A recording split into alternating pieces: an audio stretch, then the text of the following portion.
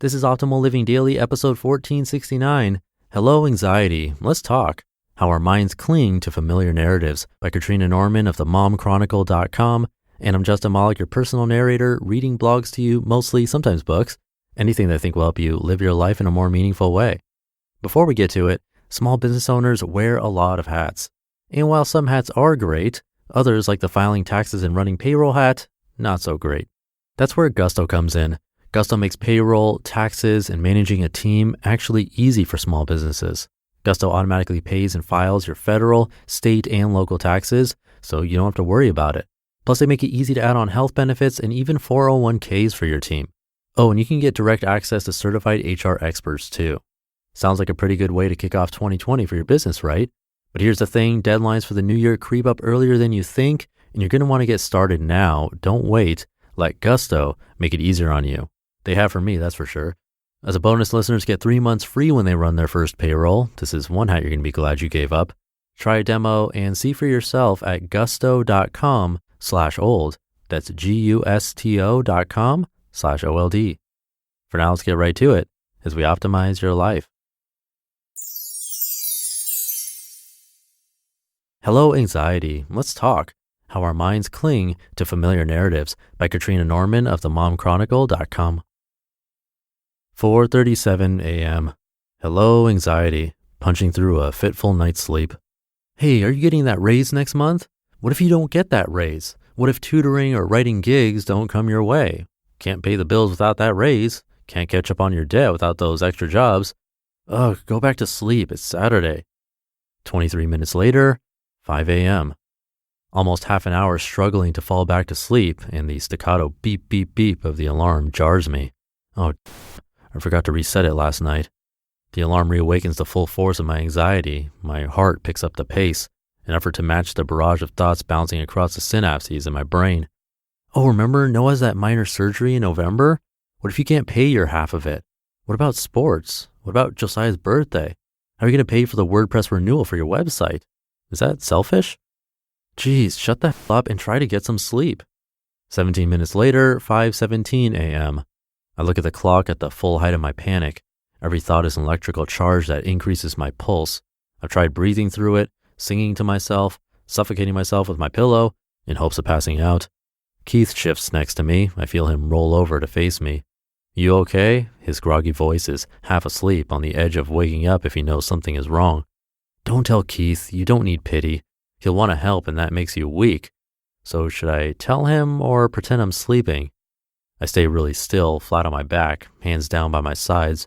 My pillow balances precariously, half on my face and half slipping towards the floor, my best effort to pretend I'm sleeping and didn't hear him. He's going to know something is wrong. What if he thinks it's him and we get in a fight because I won't tell him? Dishonesty builds resentment in relationships. Resentment festers and grows until finally it's unbearable and people break up. Oh God, what if we break up? Then my kids will be devastated. Another relationship that I ruined. If we break up, it'll probably be my fault. Geez, I feel like I ruined everything. Just stop. At this point, I'm still lying completely still. I think I hear Keith softly snoring next to me in the dim silence of morning, but the voices in my head are screaming at each other. I realize with an inward groan, I am definitely not sleeping in today. My anxiety monster. Some days, I find myself in a panic. My thoughts are foggy, heart racing, body alternating between cold sweats and hot flashes, signals from my brain telling me to run or fight or both. It's not only mornings that can evoke this, it's anytime I feel unsafe, anytime something triggers an old story in my head. It's a knee-jerk reaction when my past begins to speak to my present. In the midst of it, I don't realize that my anxiety often stems from an experience that reconnects me with a past trauma. In those moments, I'm in full doomsday mode over little things like a friend not calling back or not finding my car keys. Remember that one time you couldn't find your car keys and you were trying to get away from your drunk boyfriend? My mind becomes a blank canvas and I paint a frenzied nightmare across it, a terror that seems all too real because of my past, an all too familiar narrative. What makes it worse? Number 1, judgment. I used to judge myself. I used to tell myself that I wasn't allowed to be anxious. You can't feel this way. There isn't any reason for it. You aren't strong and independent. This makes you look weak. Why can't you just get over it? I began to notice that trying to strangle the anxiety out of me only transformed it into a cornered animal. The struggle was imminent, and anxiety could fight it out like a lion. I always lost. Number 2, predictions. Anxiety is really good at predicting impending disaster. You couldn't find your car keys? Well, you'll find them late, speed to work, get in an accident, end up comatose in the hospital. Your disabled mother won't be able to take care of herself, so she will end up in a nursing home. All of your belongings will be sold at auction after your landlord evicts you. If you wake up, you'll be homeless, jobless, and unable to pay your hospital bills. I'm serious, anxiety can take you places you never wanted to go. It's a snowball on a never-ending, white-capped mountain. Curiosity to the rescue. About a year ago, my panic attacks progressed to the point they almost immobilized me. As I shared this with a good friend of mine, she mentioned a phrase that she often uses. Isn't that curious? It was a small question that really became a mantra for me. When I started feeling anxious, I would ask that question and sit with it for a while. I found the more I became curious, the less my anxiety seemed to push back. I became aware that the source wasn't something that happened in that moment. It was my historical narrative speaking to my present situation. This realization helped diffuse any negative reactions to the anxiety. I learned that curiosity is the beginning of understanding our emotional reactions. It is the moment we pause the judgment and negative self-talk to breathe and say, hey, what's going on? How are you feeling? Do you know why? Let's talk about it when you're ready. It's a chance to start a dialogue with ourselves. Steps to diffusing anxiety. Step 1, create space. Give the anxiety some breathing room. Be gently curious. Breathe slowly and tell yourself it's okay to feel this way. Accept the emotion and accept that you don't have to do anything with it.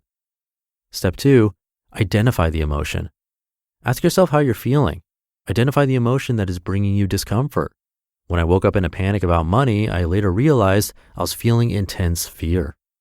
Step 3, consider the source. Push a little deeper. Ask yourself what triggered this and why. I began to understand that money was a trigger for me. I worried that I wouldn't have enough because I had been in many situations in my life where I felt abandoned by my family and significant others. Money was just a symbol for my feelings of betrayal and abandonment. In step 4, reality check. Bring yourself back to reality by finding things in the present to ground you. I love the following advice from Green Life Psychology. Look around you, identify and name 5 things you see, 4 things you feel, 3 things you hear, 2 things you smell, and 1 thing you taste. Sometimes the answers aren't readily available as to why we feel the way we feel, but as we practice steps 1 through 3, we will begin to see patterns emerge.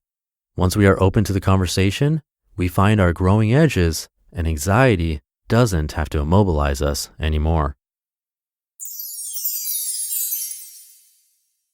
You just listened to the post titled, Hello Anxiety, Let's Talk, How Our Minds Cling to Familiar Narratives by Katrina Norman of themomchronicle.com. And don't forget, Gusto offers modern, easy payroll and benefits to small businesses across the country. If you want your business to be all set up by 2020, you don't want to wait. Get in touch now and get 3 months free when you run your first payroll. Just go to gusto.com/old. That's gusto.com/old. I'll leave it there for today. Thank you for being here. Have a great rest of your day, and I'll see you tomorrow, where your optimal life awaits.